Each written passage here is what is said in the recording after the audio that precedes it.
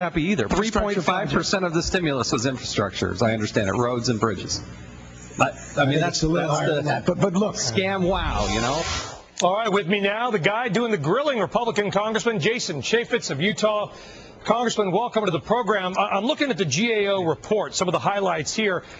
I'm trying to find where the jobs are, because according to the GAO, okay, the majority of the spending that's gone out already is going to Medicaid and to states to fill budget holes. How does that create jobs? The only thing this is doing is filling holes. It's filling holes in the budget at the state level. It's filling potholes, but it's doing nothing about jobs. And what we were promised, the American promise, this was about jobs, jobs, jobs. It's not. It was about growing government. And today we heard testimony that we have some 150,000 jobs created with 10% of the stimulus. So we spent $75 billion, or about $500,000 per job. What we should have done is just give the people's money back to the people. I'll take it. I'll take the 500 grand. Sold. It's not doing what it's supposed to do. Unemployment's too high. People are hurting out there. And yet we have the power and the ability to do something. And instead, this right here, my voting card in the United States Congress, it's the most dangerous credit card on the face of the planet, because this Congress, the Democrats in Congress, have failed to put a cap on spending. They just think the only solution out there is spend more. And I absolutely, totally disagree. Okay. Now, to be fair, the administration has said, and used this term, create or save. In filling budget holes, there are some state jobs that are saved, correct? That would cost taxpayers if those people were laid off, no? You could spend hundreds of billions of dollars. It's going to have some positive effect. What the question I have is, where do you give it the most bang for your buck? We're dealing with the taxpayers' dollars.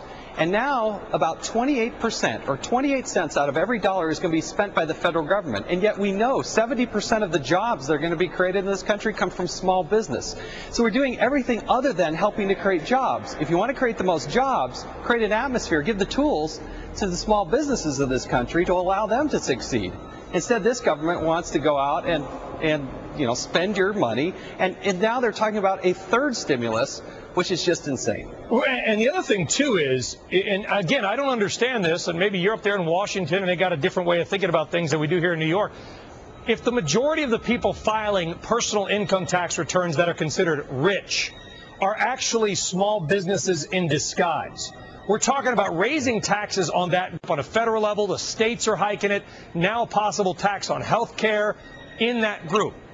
How is that going to lead those people who run successful small businesses who might use that money to hire somebody? How is giving that money back to the government going to work? It just seems counterintuitive to basic economics. And I guess I'm missing something. I don't think you're missing something. I think the American people get it. I think they understand that people are hurting. They're frustrated. I'm fed up. I see people who are out of work. They can't provide for their family. And all this Congress can do is go out and spend more money. Their solution to everything is spend more money. They've got to cut the spending and give the people's money back to the people. It's the people's money. It's not the Congress's money.